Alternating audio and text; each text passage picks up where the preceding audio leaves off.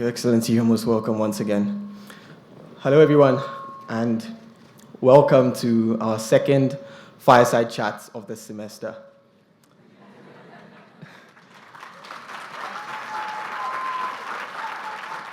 So, for those who are not aware of this, Fireside Chats are part of our culture as students of Carnegie Mellon University, Africa, to interact with key persons in academia as well as industry. And today is an incredibly special day for many good reasons, as you are already experiencing. And to top it all off, we have the rarest of privileges to engage and interact with one of the best leaders in Africa.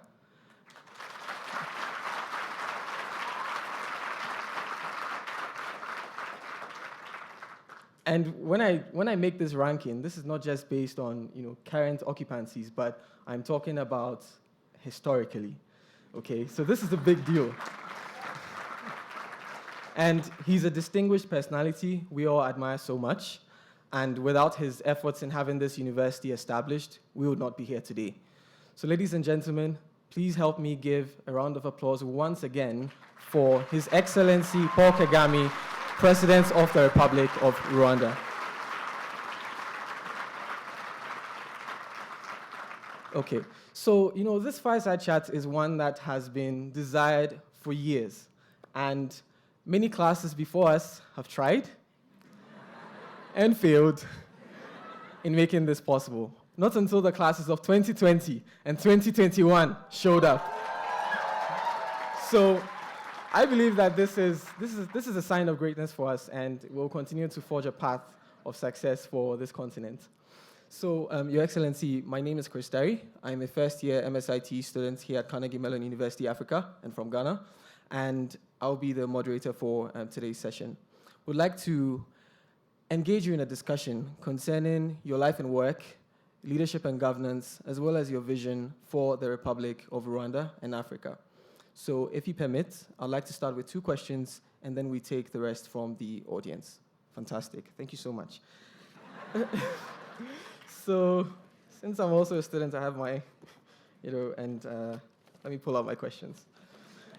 So I think this is befitting for the first question, or an icebreaker, if I may say. And one of our burning questions concerns the formation of Carnegie Mellon University, Africa. While we've heard a part of the story from many others, however, most of us do not know it from the perspective of the president and his government. And so, Your Excellency, can you tell us what led to the decision to establish CMU in Africa, as well as the events that unfolded in making that a reality?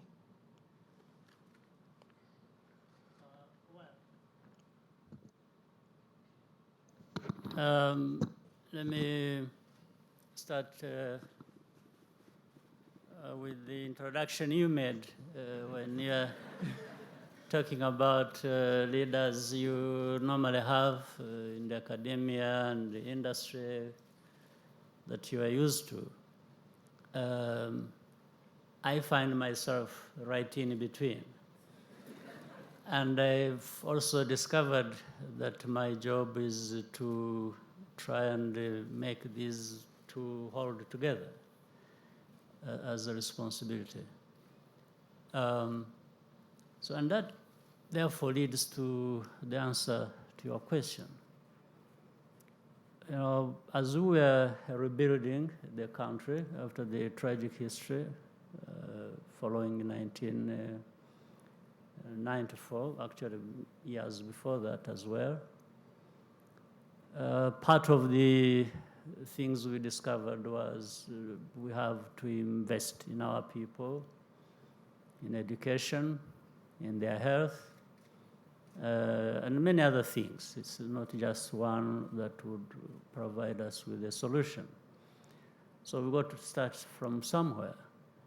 And in doing that, as we're rebuilding our education institutions and the system, we found, of course, we were starting from scratch more or less in some instances. And that's how we found we had to send some of our young people, the students, to go and study abroad. We didn't have enough here, even with starting with the primary school education, secondary, and the higher education, and so on. There were a lot of gaps that we had to fill. Now, as we were thinking about what to do and rebuilding these institutions and the systems, we found we were having to send our young people to go and study. We sent so many to India, to South Africa, Europe, and then others to the United States. So we also thought that maybe along the way, as the country was stabilizing, getting more means from our own resources, but mainly from our partners and so on, we said, well, as we try to address a number of things, one of them to be considered should be how do we establish strong institutions of education here in Rwanda, so that as we send people abroad to study, we also have our own institutions developing here to take in some of the students. And really that's how the conversation started. Started outside of Carnegie Mellon and then came to Carnegie Mellon University itself in the US, in Pittsburgh. And the leadership there that followed, I think maybe we had this discussion across the time that saw 3, if not 4 presidents of that university. To whom we are always very grateful, because from the beginning to the one who followed and then another, they were all very supportive. And then we brought in, we even had support actually from, to a great extent, from the administration in the United States, meaning the leadership in the United States on the political side. So many things started coming together, and not everyone believed it was going to work. Some thought it was even a waste of time, but there were more people thinking this was going to be helpful, and therefore they did everything to make it a success, part of which we see today. And as we were making progress, there was also thinking that maybe this kind of institution, a world-class institution that Carnegie Mellon University had agreed to establish with us, isn't something that should just serve Rwanda, it should serve beyond. We started looking at the continent. And that's inevitably, as we know, then that's how we see many young people from Ghana, from different other parts of our continent. So far, so good. I would say it's a good story, and we are happy about it.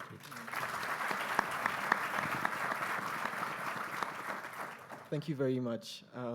I do have a story, right? But obviously I can't tell stories here.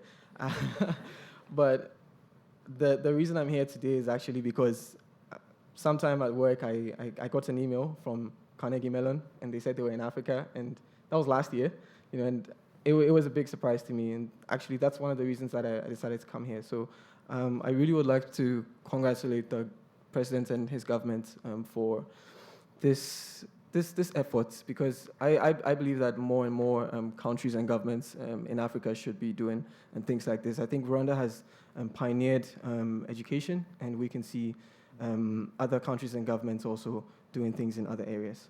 All right. So let me move to my second question quickly. And it's this. Take your time. Thank you. So, Your Excellency, as a community of researchers here at CMU, a lot of us intend to bridge the gap between academia and industry. Would like to seek advice from one who manages a nation. So, where do you see the biggest gaps for which our solutions can unlock business and social opportunities in Africa?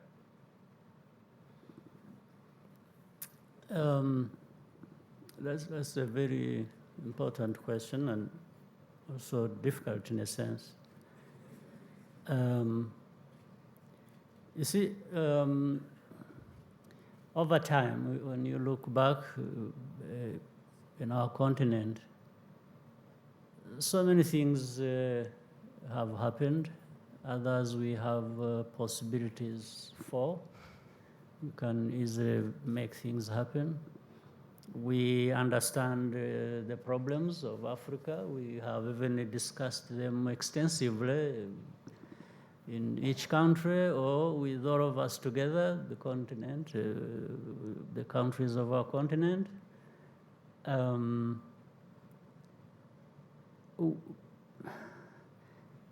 problem lies in being able to do what we know very well that is going to work for us. Even when we have talked about it so many times and agreed, and everyone is, seemingly on board, when it comes to doing things, there is always going to be a gap. And for people being educated, we have many young people across the continent. Each country you go to, they tell you young people, meaning the age of 30 and below. They will be 60% of their population, or even above, like in our case. And many of Africans have actually been able to study and acquired and developed their talent and acquired very impressive qualifications, in fact, many of which are applied in other parts of the world to address solutions there. And I'm not complaining about that. If the Africans were educated, developed their talents, and engineers, doctors, different kinds, who for different reasons find themselves working in other places other than our continent, that's not a problem at all. It's maybe also a good thing that they are well utilized. So the gap, therefore, now that remains is how do we also tap into this pool of talent that is so well developed and vast, and so there is a lot we can do on our continent by not only establishing institutions like this one here, or many others we see in other parts of our continent, because they are there in different developed and at different stages. But we have to work, therefore, toward creating that stability in our continent, the governance that allows our people, those who have already developed their talent and have skills and knowledge to address the many problems and challenges Africa faces, in addition to those who are already in our continent anyway, trying their best, like we see in many other parts. So there is the political side that has to create that environment, create those incentives, if you will, that things that are attractive for the Africans and for the Africans to feel that they are in the right place in their own continent, which would also even attract the talent that has stayed out for a long time, or even of other countries. I don't mean to say in any way Africa is not just for Africans. It should be for Africans primarily, but it should be in a collaboration for other parts of the world as well too, when they come to Africa to find what to do and be happy to do it there and work with the Africans. So there are gaps that are still there in that broader conceptual at that level. And also now the investments we have to make in developing some of these very institutions like this one, or with collaboration when it comes to other renowned institutions like Carnegie Mellon University and many others, to find their place here so that there are more of our young people finding where to go and develop their talent that is close to home. Also we need to keep reducing the cost of accessing that quality education and development of talent. So the gaps are there. It's a very broad question you asked, but I thought this is the way to address it. Thank you very much. So at this point, we open the floor for questions from the audience. I don't know whether to say student audience or just limit it to audience, but the floor is open. This is your chance. We've been waiting for this for centuries. So I'll take two questions first, 1 and 2. Thank you, Your Excellency, for this great opportunity. My name is Huye Job. I am from the Gambia. I am actually the first Gambian to join CMU-Africa.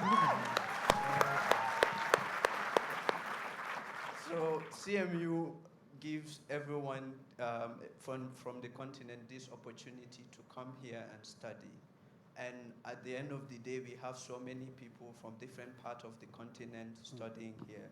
So I wanted to ask, what advice do you have for young people to improve intra-Africa collaboration in order to solve the challenges that we face on the continent? Thank you. Good. Well, I think you have already addressed the part of your question. The fact that you are here from the Gambia, and you are here and you agreed to come here, you've played your part in connecting in several ways Gambia and Rwanda, but also your personal journey being that of where you will benefit from what you find in this university, and there is also what you bring to this university, different things from your own country, and what you benefit from here, and interaction with other young students from other parts of our continent, whether it is Kenya, Uganda, Tanzania, and others who are here. So I think the first thing is in our minds. The moment we are open to saying we are not confined to just our countries, in terms of looking for opportunity, but also even doing whatever you want to do, whether it is business or in the area of innovations, because you will find even challenges are similar across the continent. The challenges Rwandans face are the challenges you find in the Gambia or Ghana. So the young people should just be open-minded.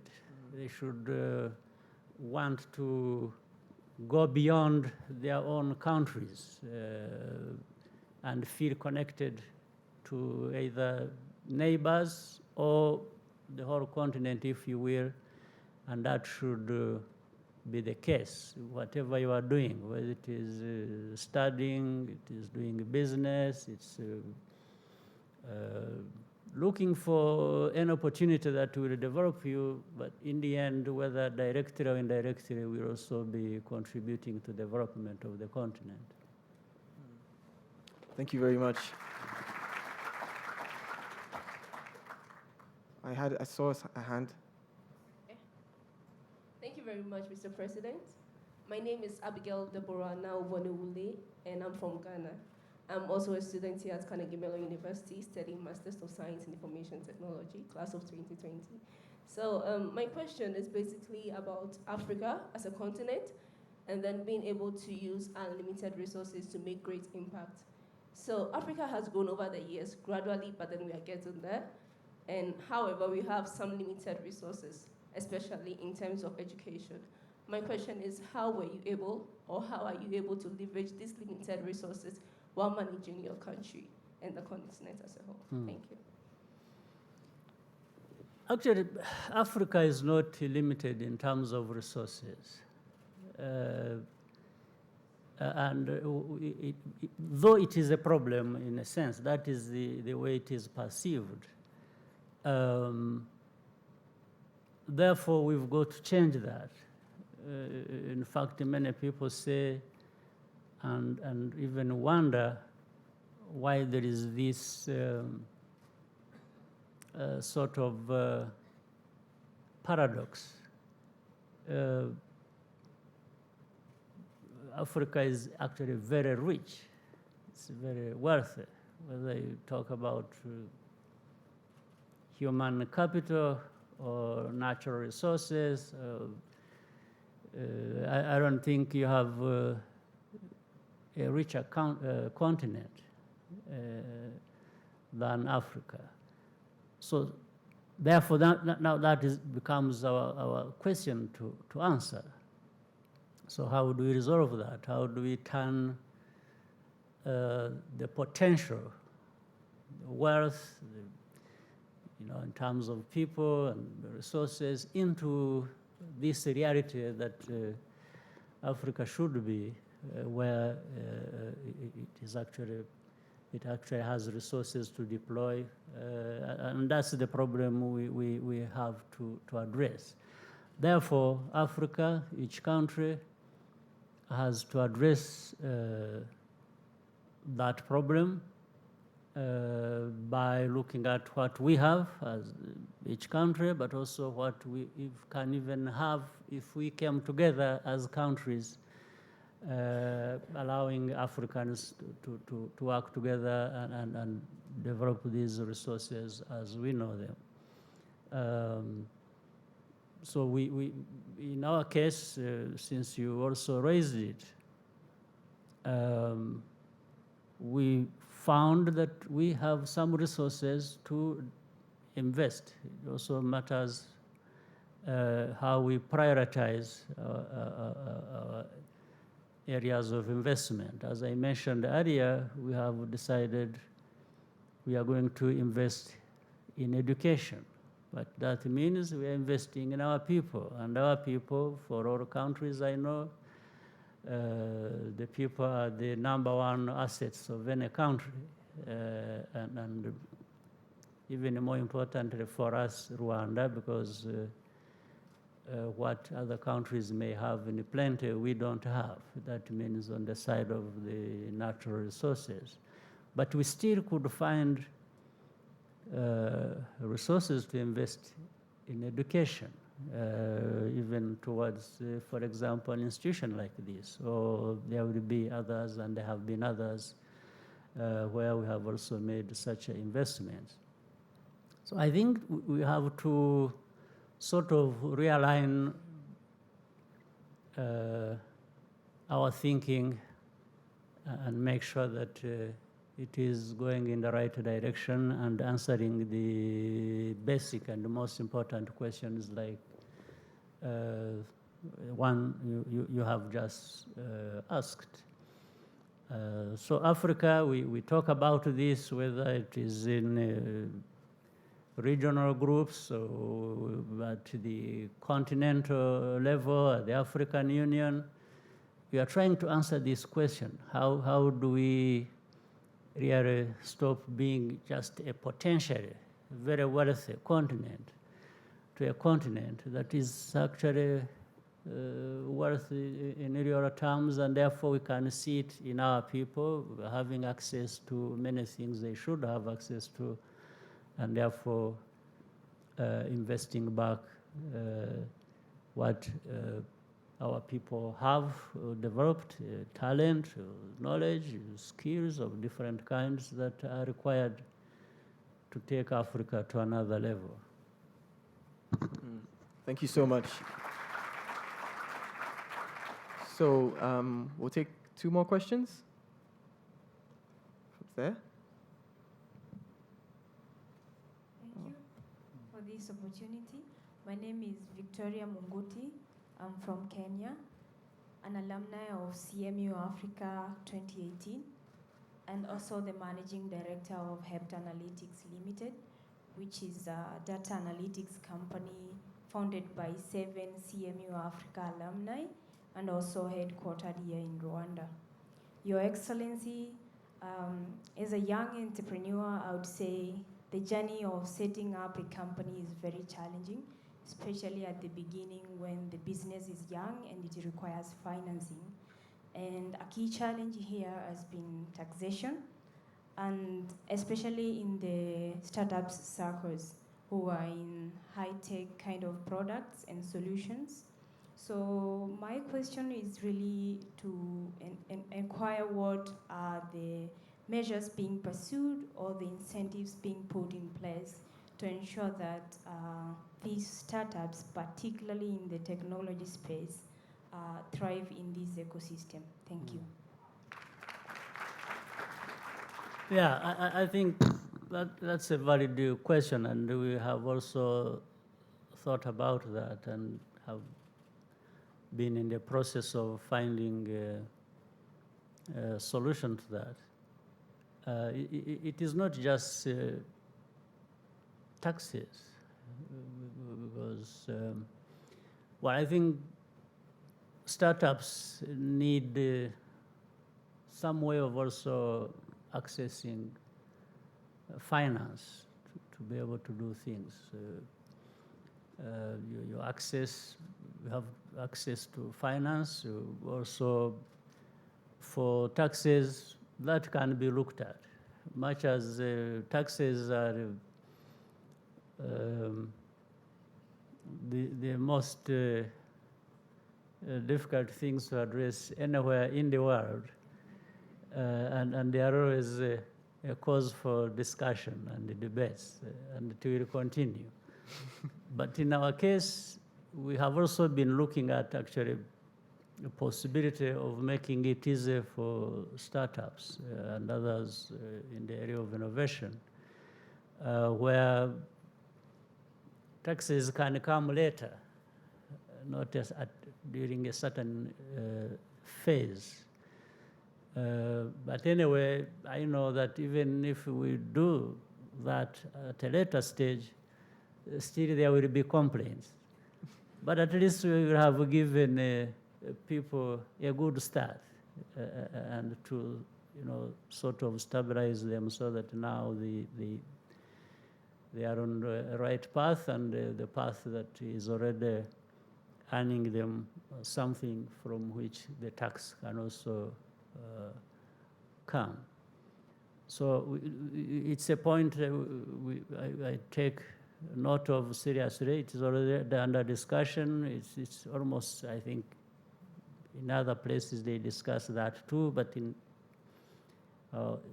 particular case of this country, we are always talking about and trying to do different things. In fact, there are some areas where taxes have been already waived, especially in the area of technology and some innovations that are around that. There are the tools to be used most of them have seen tax waivers.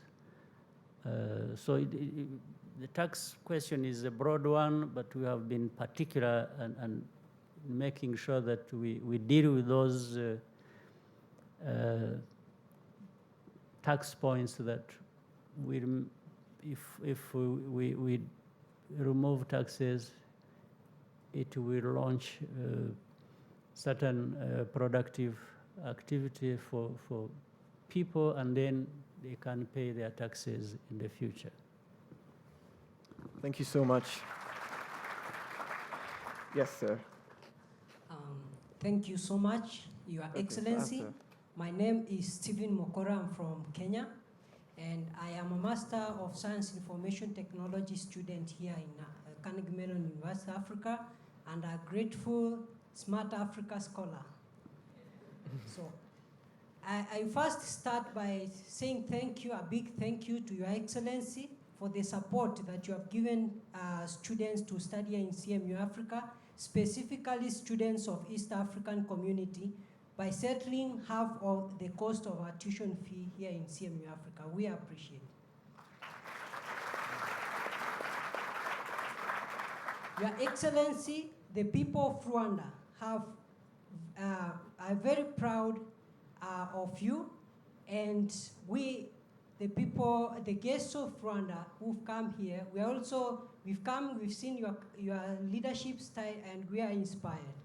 I just wanted to know what strategies and measures have you in place to ensure that you build a sustainable system that is going to ensure that the next leadership fits in your shoes and your vision to continue the vision of Rwanda with the kind and level of support that you enjoy from the wonderful people of Rwanda. Sure.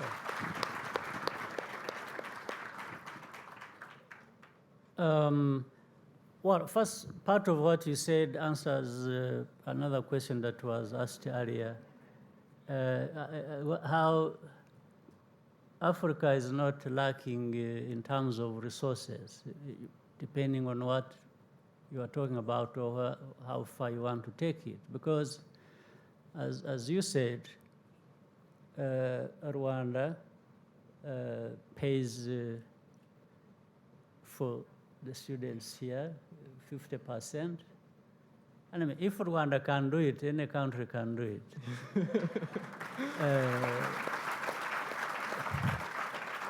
It's just a question of what you choose to do, and thinking about what the outcome is. The other question is, I think some of the things are not just a matter of statement. I mean, pronouncement that you will do this or you are doing this. Actually, more things happen without much noise about it. I'm answering the question of sustainability that he's talking about.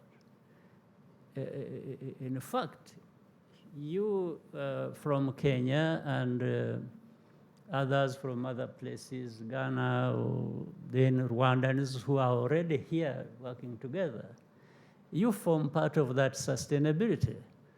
You are here to study to do what? Yeah.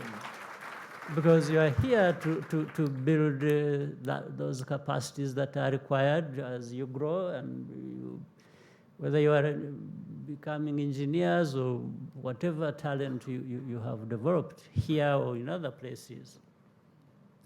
The moment the young people yourselves are here and with a mission just beyond being in the classroom, because you want to study, but you want to apply, and it was said earlier as well, I think Yvonne, the speaker who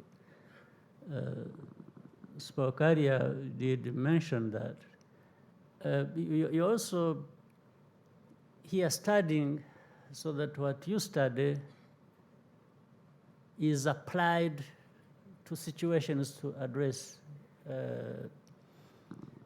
problems.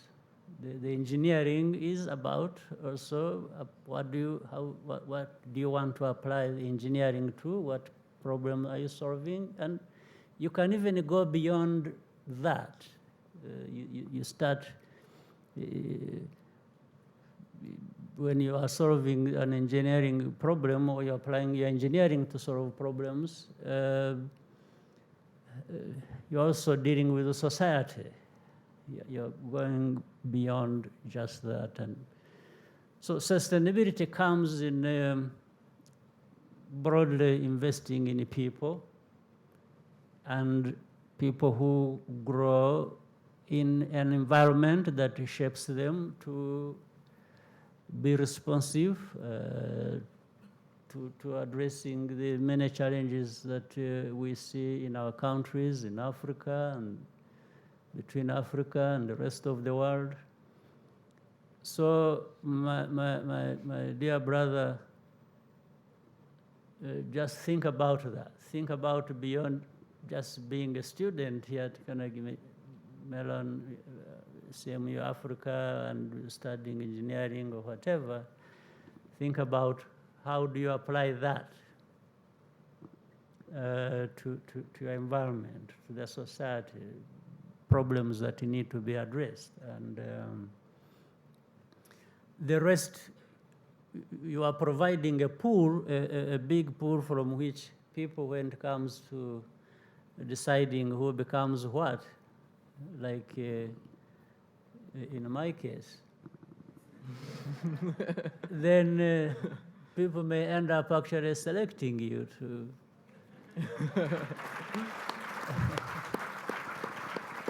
deal with the problem. Yes. So I don't want to anoint people for sustainability.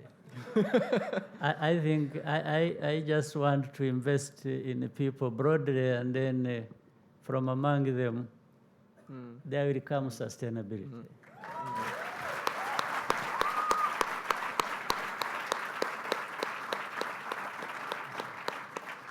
That's fantastic. Thank you very much. So, we have time for one more question, unless His Excellency permits. I can allow you a couple of others after that. So. Okay. Thank you. My name is Gloria Umtesi, and I'm a student here in Electrical and Computer Engineering, class of 2020. First of all, I would like to thank you for the opportunity you've made for us to study in such a world-class university. Now, as head of this initiative of CMU-Africa, how would you evaluate the impact of CMU-Africa on the continent, and what impact of CMU-Africa on the continent do you envision in the next 10 years? Thank you.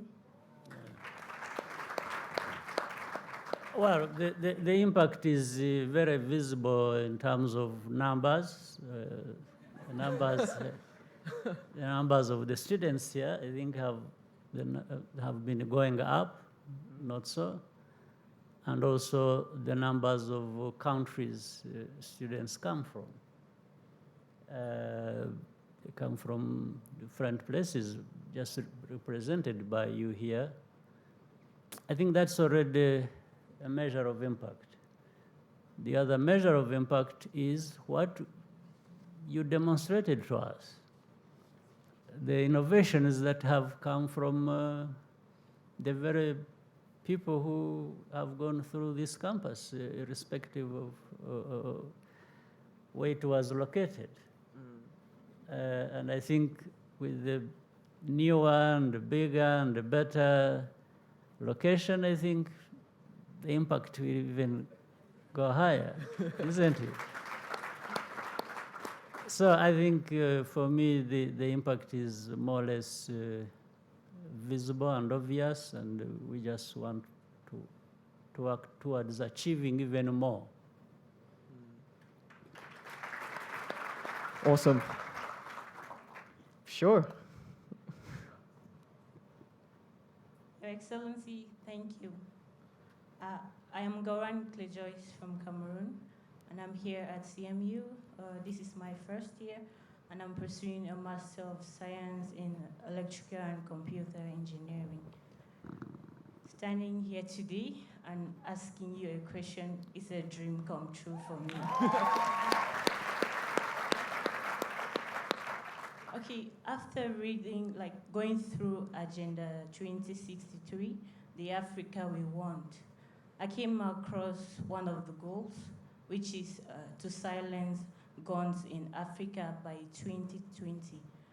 And my question is this: given that we are in 2019, a month away from the set time, and there are still lots of conflicts in Africa, there are still lots of gunshots around us, I would like to know, are there measures being put in place to ensure that this goal is achieved by the set time? Yeah, addressing some of these problems evidently is not easy. At least the Agenda 2063 states where we want to be, what our ambitions are, and yeah, it's like, before I come to that, in our country here, we have a vision, we have an agenda. We had something called Vision 2020, which is also marked by just a few months coming to. And we look back and say, have we achieved what we stated in the Vision 2020? We find in some cases we have achieved, in others we are lagging behind. And by the time we are next year, we'll find maybe we are at 85% of what we had planned to achieve. That's fine. As far as we had that vision and we tried our best, there are many things that addressing them, it does not entirely depend on us. Some of them are externalities that affect us. But that's okay. We don't want to excuse anything. We just do what we can do with all the energy we have and the resources, and we find we have fallen short of what we really intended to achieve. And then you learn lessons from that. You try and do more next time. We have launched another vision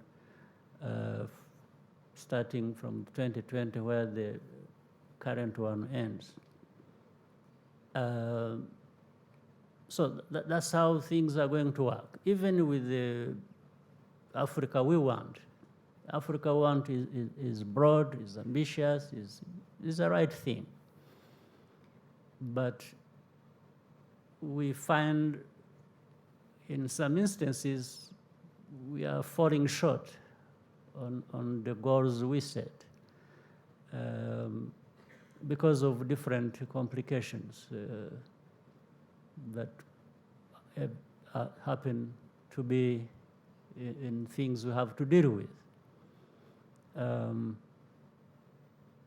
But looking at things generally, Africa continues to make good progress, much as we still have conflict areas, conflict that don't come to an end or have just gone to a point and slowed down in terms of how we have resolved them. At least maybe there aren't new ones coming up all the time like it was at some point. We had almost conflicts coming up from different places every year that passed. So I hear your point.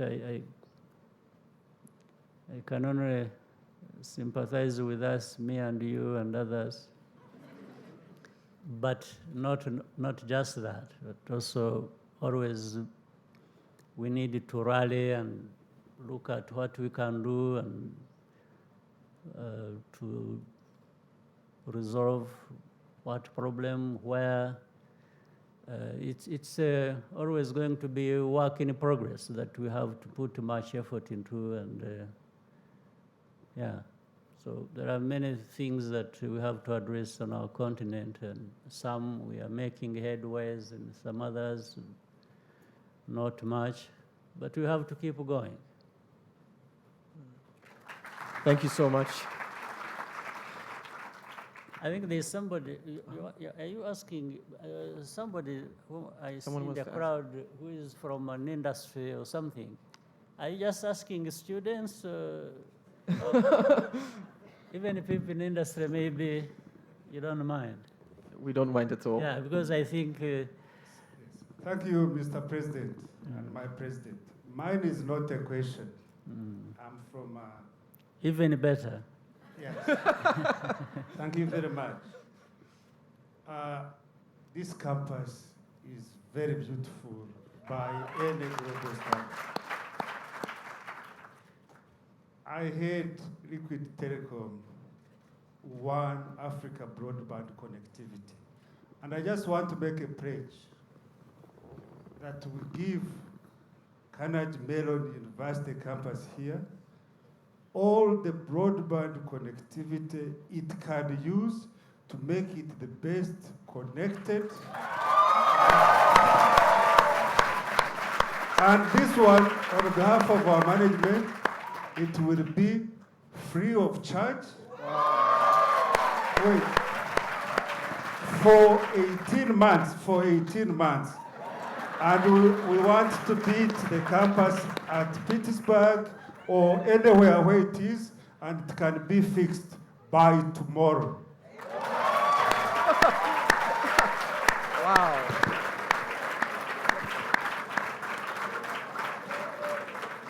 So, as you see, if I'm not good at anything else, I'm good at guessing. I just guessed that I saw somebody who kept putting up his hand, and I just guessed he must be having something useful. But since I used my prerogative to give him the floor, I used the same to insist that he increases 18 months to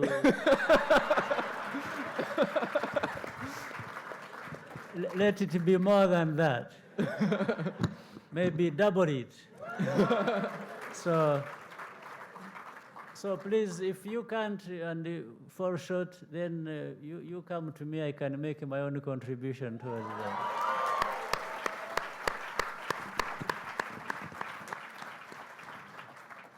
Wow, it just keeps getting better. Students, do you have anything to, top that?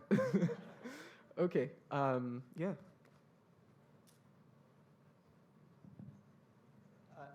Thank you, Your Excellency. My name is Kagame Frater. I'm doing Masters of Science Information Technology, specializing in cybersecurity.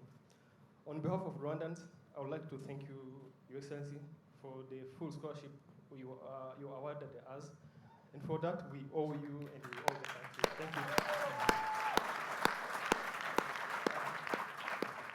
Your Excellency, Rwanda is positioning itself as a technology hub, and for that we need to attract big and international companies to operate in Rwanda. Most of the time, for this company to come into a region like this or a country like this, you need to have a strong policies and laws already in place, like the data protection laws and privacy protection. And currently, we don't have one in Rwanda. What are the measures that are being taken by the government to address that and to make sure that we don't lag behind? Like in South Africa, they already have that in place. In Kenya, they have recently adopted one. So what are the measures that are being taken by the government, and how can us as CMU-Africa students who are knowledgeable in both privacy policies, technology can help. Thank you. Yes. I think soon we'll be there where you want, very soon, because you have heard of something called RISA. Yes. Yes, RISA and the ministry concerned are already working on that. I think actually toward the conclusion of what needs to be in place in that area. So by early next year, we should have everything sorted out.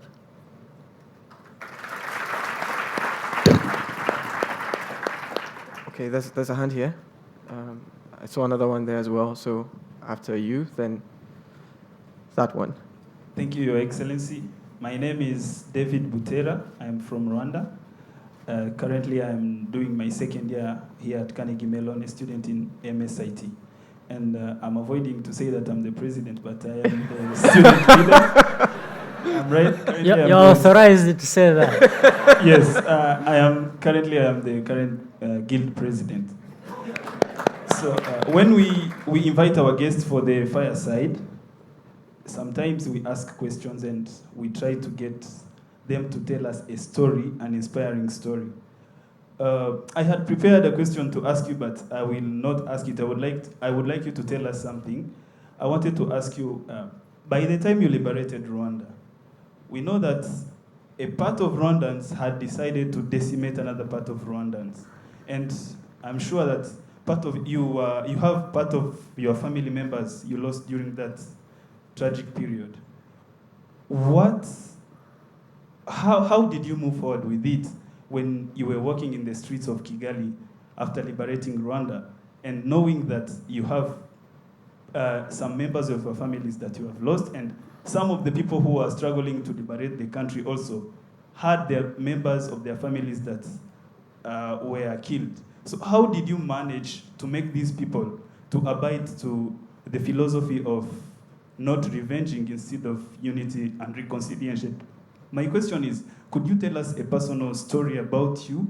How did you move forward, and how, I don't know if you will get into this, Your Excellency. Thank you. Well, I wasn't expecting that one, but I'll try. And the story of Rwanda, for example, relating to that is a very tragic one, of course. You have to deal with the tragedy, like the country has had to. To begin with, as you see, there are people who lost families, who lost everything, and on the victim side. And those plus the people on whose hands these victims were found, you have the entire nation affected. There is nobody in this country, there is no family in this country that has not been affected one way or the other by the tragedy. There isn't. Whether these people who lost their families, loved ones, and friends, and so on, or those who had their family members get involved in the killings. So there's not a single person. There's not a single family that is not affected. That's one side. The other is, therefore, how do you deal with this situation? There is no rule book here. You just have to be you have to go beyond the ordinary way of doing things, and try some things, knowing that you see, as you know, in academia or industry, and then people keep talking about, you must allow yourself to fail. That when you fail, you pick your pieces and go. Yeah. Or people expect you to fail in order to succeed. In this area, in this part of the problem around which the question has been raised, the margin error is the smallest. That allows you to fail because of the consequences. The consequence of failing in this case would have been even more costly than what we had already faced.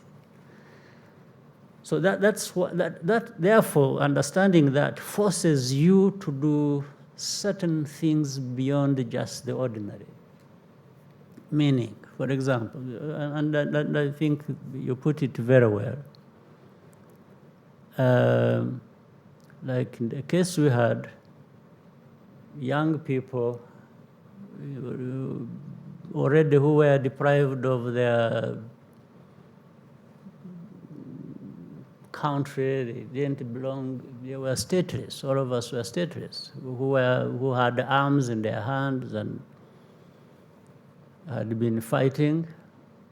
They find their families wiped out. And then they get to see people they hold responsible for that. The urge for revenge is very high and may be justified. So, but on the other side of wanting to solve the problem, when you are there, even you having been affected, the tendency would have been to say, these guys are justified. Killing the other one who is responsible for the deaths of their family members would be okay. But then you go beyond just the ordinary by saying, okay, it sounds justified because I also lost, and he has lost, and he has found people who, on the account of whom the family members were lost. If we allow this to happen, actually we would all be wiped out. The cycle would just kill all of us, more or less. By the way, if we had accepted that to happen, even by now, just today, we would still be having killings going on. Because it just becomes a sort of spiral that goes on almost forever. Because everyone would find justification or perceived justification to do harm to the other. And it would not have an end. So in fact, that's how we had to face it, and those who, because there were also people who carried out revenge. It's true, I mean, human nature is like that. Sometimes even we look back and say we can't blame them.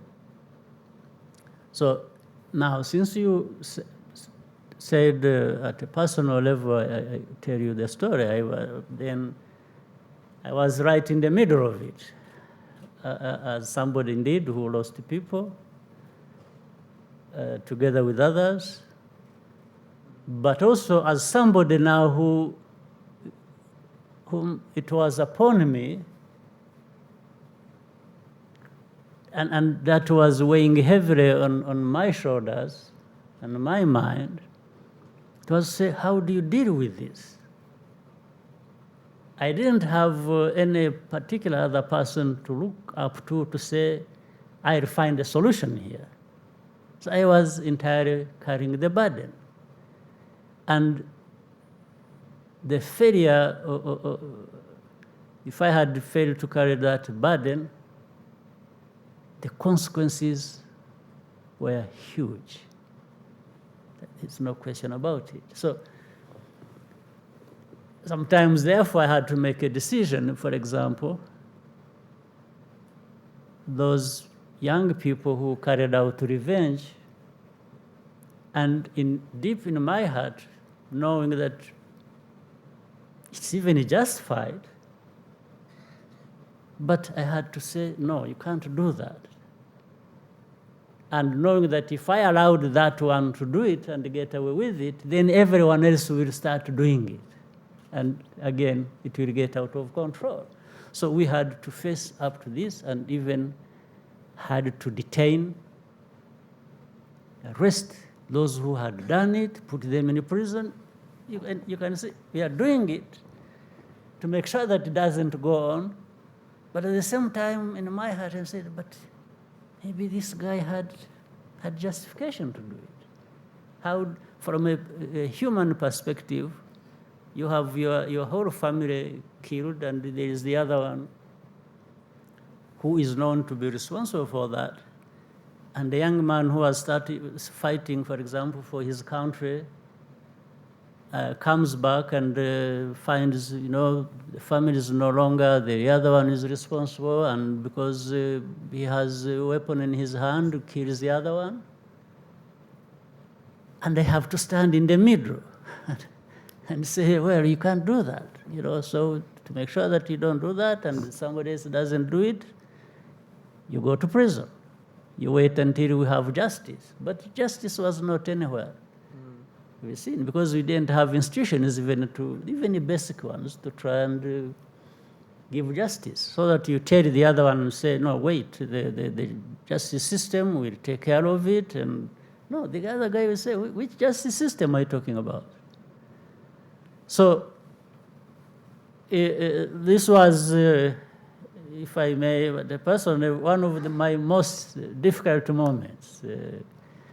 I had to, but so the personal thing, and I had to be in full understanding that the failure was going to be very costly. Not the kind of failure we talk about, where you just fail here, you try again. Then no, for me there was no trying again. It was just you fail here, you are gone. Yes, and the gone is the nation. So it was a test. There are many other people who were dealing with such a things. It wasn't just me alone, but you just put the question to me, and because of the position I was holding. But it was a testing time, and in fact, having in a way, to an extent, succeeded in this, I don't mind failing in everything else.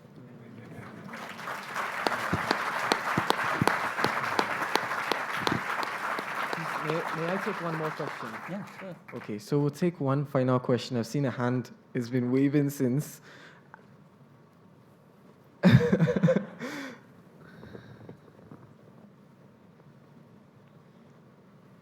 I'm honored to speak to you today because you made my dream come true.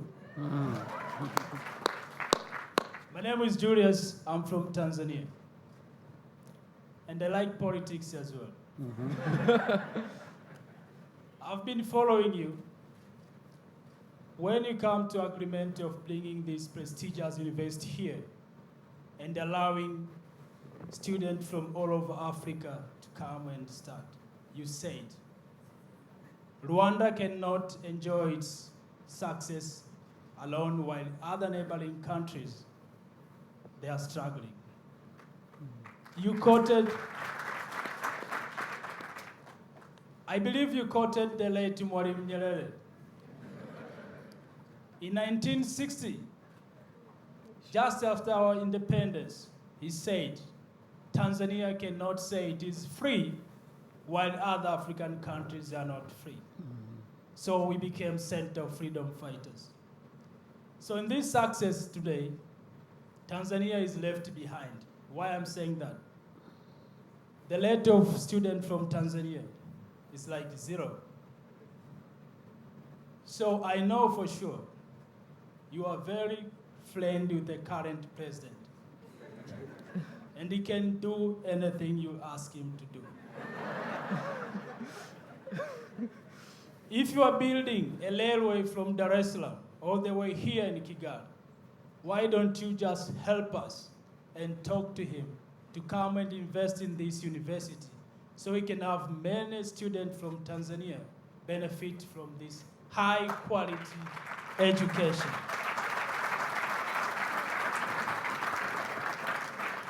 Well, I think the president must have heard you as you spoke. And it's true, President is my friend.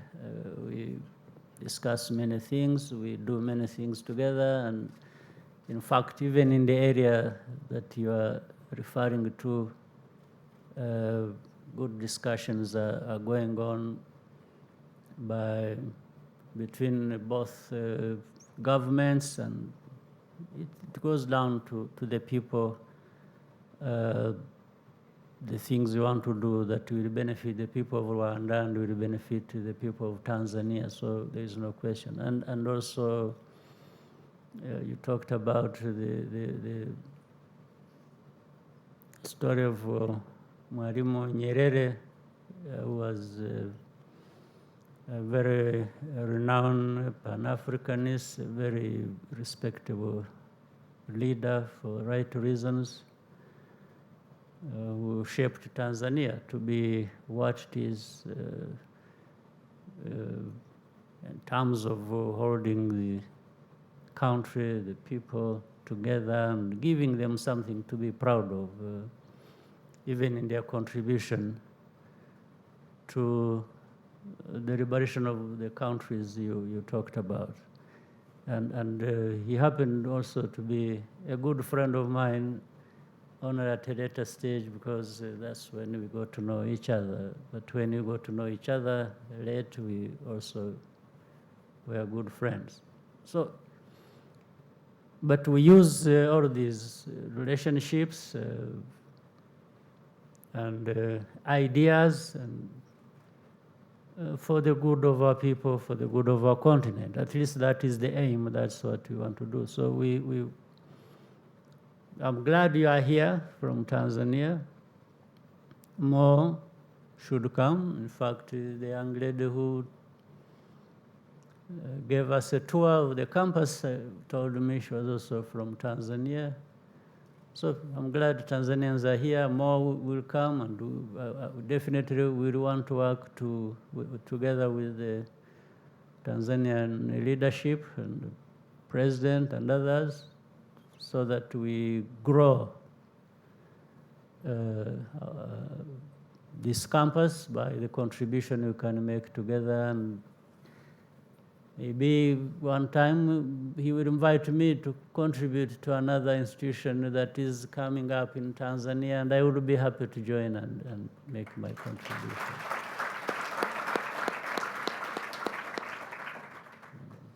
Okay, so all too soon, we've come to the end of today's Fireside Chat.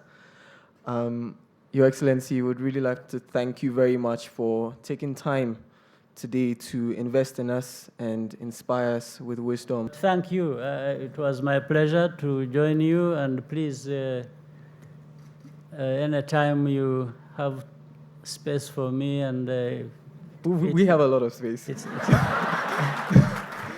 We have space Monday to Sunday. Yes, and when I find the schedule also allowing that, I'll always be happy to come and be with you for Fireside Chat or wow, or something else, side chat.